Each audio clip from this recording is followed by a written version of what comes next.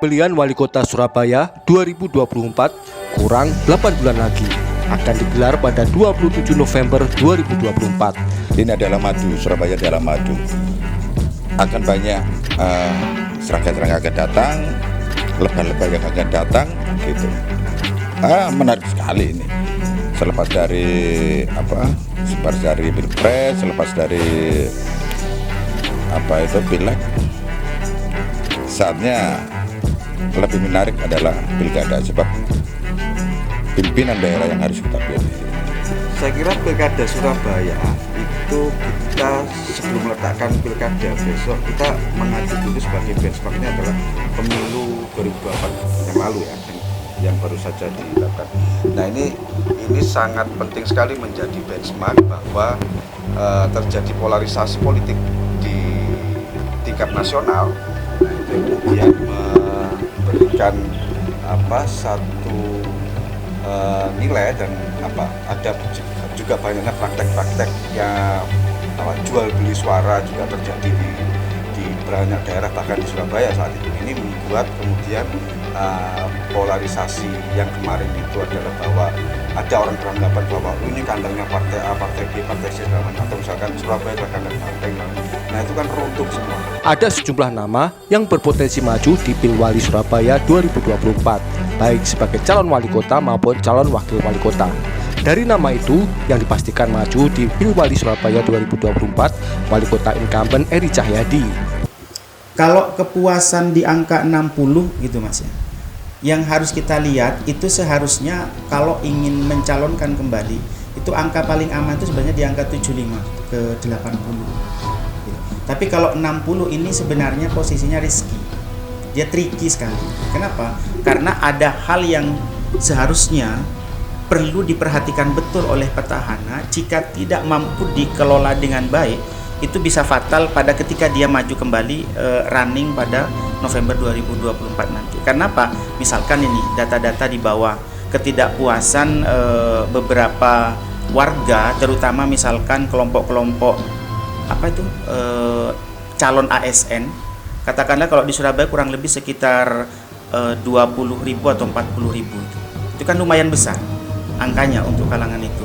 Itu mereka merasa tidak puas terhadap kepemimpinan Mas Eri pada konteks beberapa hal, misalkan pengurangan tunjangan, kemudian konteks pengurangan personel, lalu kemudian pemotongan misalkan bantuan untuk kelompok disabilitas, ODGJ, kelompok lansia dan sebagainya.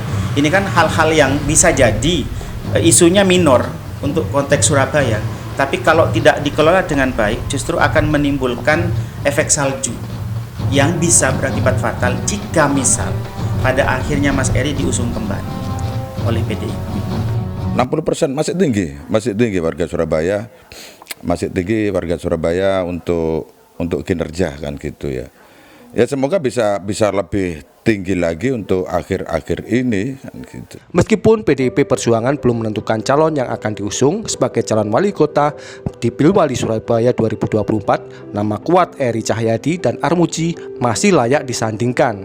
Mas Eri dengan Mas Armuji misalkan itu menandaskan gestur-gestur politik yang vis-a-vis lah bahasa aslinya. Jadi publik melihatnya itu yang satu ke kanan, yang satu seolah ke kiri.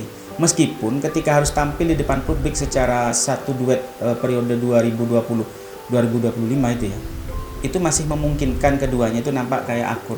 Tetapi kalau kita lihat secara bahkan publik pun sekarang sudah mulai melihat itu di media sosial masing-masing. Memang sudah ada sejumlah nama yang berpotensi maju pada pemilihan wali kota Surabaya mendatang. Pilwali Kota Surabaya dianggap menjadi ajang menarik sebab calon yang bertanding punya daya saing yang kompetitif. Nama yang muncul dari arus bawah selama ini sudah relatif dikenal masyarakat Surabaya. Setidaknya para politisi tersebut sudah punya modal untuk merebut hati masyarakat. Kalau potensi sih banyak lah kan. Kemarin Jawa Pos sudah mensurvei, ada banyak kan gitu, ada beberapa ketua parpol kan gitu, ada artis juga kan gitu yang sekarang ada di DPR RI, ada ketua dewan juga. Jadi kalau potensi sih banyak lah Surabaya ini, banyak tokoh Kalau kita melihat banyak tokoh kan gitu, baik besok menjadi bersandingan atau menjadi lawan politik. Di internal partai sendiri ada nama Adi Sutarwiono. Awi sapaan akrab saat ini menjabat Ketua DPC PDIP Surabaya dan Ketua DPRD Surabaya. Mantan wartawan ini dipastikan menjadi anggota DPRD Kota Surabaya periode 2024-2029 hasil pemilu 2024. Nama lain Diah Katarina masih tercatat sebagai anggota DPRD Surabaya periode 2019 hingga 2024. Namun pada pemilu 2024 ia gagal lolos dari DPRD Surabaya. 2 periode menjadi anggota DPRD dan 2 periode pula menjadi ketua penggerak PKK selama mendampingi suaminya sebagai wali kota, tentu menjadi modal berharga. Pendatang baru dalam dunia politik yaitu Fuad Bernadi, merupakan putra dari Tri Risma Harini, Menteri Sosial dan mantan wali kota Surabaya 2 periode. Fuad Bernadi menjadi kader PDIP. Dengan kendaraan PDIP pula, politisi muda ini berhasil lolos ke DPRD Jatim pada pemilu 2024 dari Dapil Jatim 1 Surabaya. Sebetulnya menjadi reasoning pada pemimpin daerah. Saya sebut saja mungkin sekarang incumbent ya, Jayadi. Nah itu juga dan teman-teman di PDI misalkan itu harus cermat-cermat dan cerdas kemudian membaca situasi dari pengalaman pemilu yang lalu, bahwa tidak bisa lagi kemudian setiap politisi atau kelompok politik itu mengklaim bahwa memiliki basis di wilayahnya masing-masing karena kemarin sudah dirusak. Nah ini harus dimitigasi dalam proses politik yang akan datang menuju Pilwali sesegera mungkin. Saya kira ini penting. Ada nama lain yang sangat populer di Surabaya pantas melawan Eri Cahyadi, misalnya Asrul Ananda. Namanya sempat disebut-sebut di bursa Pilwali 2020, namun memutuskan tidak terjun politik praktis. Ia lebih memilih membesarkan Persebaya Surabaya, klub kebanggaan arek Surabaya. Nama lain kader Partai Keadilan Sejahtera Surabaya, Reni Astuti. Pada pemilu 2024, Reni Astuti lolos ke Senayan mengalahkan seniornya di PKS. Reni Astuti mulai menjadi anggota DPRD Surabaya sejak tahun 2009. Lalu Musyafa Rauf yang pernah menjabat Ketua DPRD Surabaya. Kini Musyafa Rauf bangkit lagi setelah menjadi Ketua DPC PKB Surabaya dan lolos menjadi anggota DPRD Jatim pada periode 2024 dari Dapil Jatim 1. Nama Lucy Kurniasari cukup menjual jika dimajukan lagi di Pilwali Surabaya 2024. Karir politiknya semakin moncer setelah menjadi anggota DPR RI dari Partai Demokrat pada pemilu 2019. Lucy Kurniasari kembali lolos ke Senayan pada pemilu 2024 dari Dapil Jatim 1 Surabaya Sidoarjo. Lalu muncul nama Lia Istifama, calon anggota DPD RI yang juga keponakan Gubernur Jawa Timur Khofifah Indar Parawansa.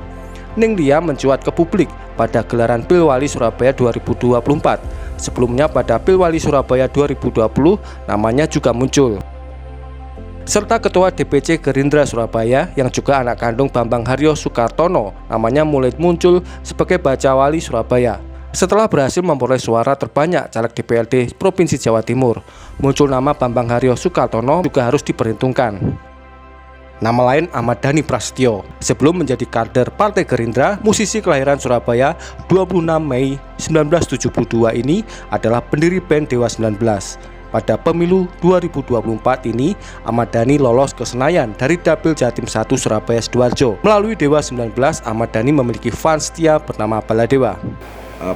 Mereka kelompok artis misalkan seperti Dhani juga bisa belajar di sana atau Hanya saja sejumlah nama yang muncul itu kemungkinan masih cukup sulit mendapat rekomendasi dari DPP partai sebab akan dinilai dan ditimbang banyak faktor. Kalau di Surabaya tetap tokoh terkuatnya menurut saya ya masih wakilnya itu.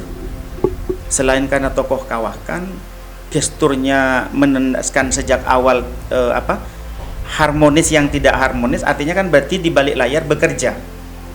Artinya kalau bekerja berarti mempersiapkan, karena paling tidak untuk bisa menjadi lawan yang sebanding berarti mesin-mesin itu kan harus bekerja. Karena meskipun nanti misalkan berbeda pada akhirnya harus melalui jalur yang memungkinkan, misalkan jalur independen, jika mesin bekerja itu ada memungkinkan untuk menangkan. Dan di banyak pilkada di pilkada-pilkada sebelumnya, orang calon atau kemudian kandidat yang sedari awal sudah memanaskan mesin, bekerja dengan baik dan maju lewat jalur yang non partai itu mampu memenangkan kompetisi. Jadi kalau dikatakan lawan terbaiknya, menurut saya masih Mas Armuji. Hanya saja dari semuanya itu yang paling banyak dibicarakan masih Eri Cahyadi yang kemungkinan akan melawan wakilnya sendiri, Armuji. Duet antara Eri dengan Armuji, ada peluang bahwa keduanya juga tidak kemudian berduet kembali, karena gestur politiknya itu menunjukkan bahwa keduanya itu menampakkan sebenarnya kayak akur tapi tidak akur. Artinya itu secara implisit menandaskan bahwa keduanya seolah-olah sama-sama ingin maju juga di 2024 ini, entah kemudian sebagai lawan yang berbeda atau kemudian pada posisi yang berbeda. Namun semua tergantung rekomendasi DPP, siapa yang akan maju mewakili PDIP. Tetapi saya melihat bahwa ada ujian penting dari Mas Eri gitu ya, sebagai wali kota petahana jika pada akhirnya beliau maju di Pilwakot Surabaya kembali. Apa itu? Yang pertama adalah beliau memang bagus ya. Dia meneruskan beberapa pekerjaan-pekerjaan terutama UMKM, lalu kemudian masalah taman dan sebagainya. Tapi ada beberapa kritikan yang menurut saya itu diwujudkan oleh pemilih pada Pileg 2024 kemarin di Surabaya. Terutama juga terhadap partai pendukung pengusung beliau yaitu PDI Perjuangan. Jadi yang menarik pada Pilkada 2024 nanti di Surabaya itu adalah duet ini kemungkinan besar kalau menurut saya memang tidak lagi berduet. Sampai kini Eri sudah melakukan berbagai persiapan untuk pemilihan kepala daerah. Salah satunya adalah sowan ke markas partai politik di Surabaya. Menurutnya sebagai upaya menggalang kekuatan dukungan sekaligus penyatuan terkait keberlanjutan pembangunan di kota Surabaya. Pun Mas Eri tetap merupakan tokoh terkuat, tetapi jika tidak diatasi dengan baik, terutama hasil dari Pileg 2024 kemarin, maka perlu kehati-hatian betul. Karena kalau boleh saran, seharusnya pihak DPP sebagai penentu terutama Ibu Megawati, duet ini harusnya ya kalau boleh saran itu harus dipertahankan. Tapi kalau sesuai dengan gestur bacaan yang kita lihat kemudian terpisah, besar kemungkinan ada peluang bagi calon-calon lain untuk mengalahkan petahana. Berarti masih kurang 40% ini apa kan gitu ya. Jadi mungkin dari internal kawan-kawan partai sendiri masih bisa mensurvei apa kekurangan yang harus bisa ditambahkan, atau dari dari janji pilkada kemarin dari Pak Erik, apa yang harus dilakukan agar terpenuhinya di atas 60% kan gitu. Sebab secara pribadi kita melihat cantik lah kan gitu ya, bagus lah selama ini kan gitu. Memang melanjutkan pembangunan kota Surabaya membutuhkan pemimpin yang bersedia bekerja keras dan cerdas. Kemudian calon pemimpin itu mempunyai komitmen kuat terhadap peningkatan kualitas kesehatan dan pendidikan serta sumber daya manusia. Ini PR besarnya Mas Eri sebenarnya. Jadi untuk meyakinkan apakah PDIP akan mengusung dia kembali atau tidak, ini PR besar. Dan PR itu menurut saya dibaca betul oleh Mas Eri. Oleh karena itu kita bisa melihat sekarang kenapa Mas Eri misalkan mendekati ke Golkar gitu, berkomunikasi intens dengan PKB, dengan PSI bahkan, atau bahkan dengan partai yang notabene secara aras ideologi itu kurang kemudian memiliki persamaan, misalkan dengan PKS kan juga intens berkomunikasi. Jadi bukan persoalan ada yang mengatakan Mas Eri ingin merangkul semua. Kalau menurut saya tidak. Dia sedang mencoba untuk menjajaki dalam konteks sebagai alternatif seumpama dia tidak berhasil meyakinkan partainya untuk mengusung kembali dirinya sebagai calon dari wali kota Surabaya.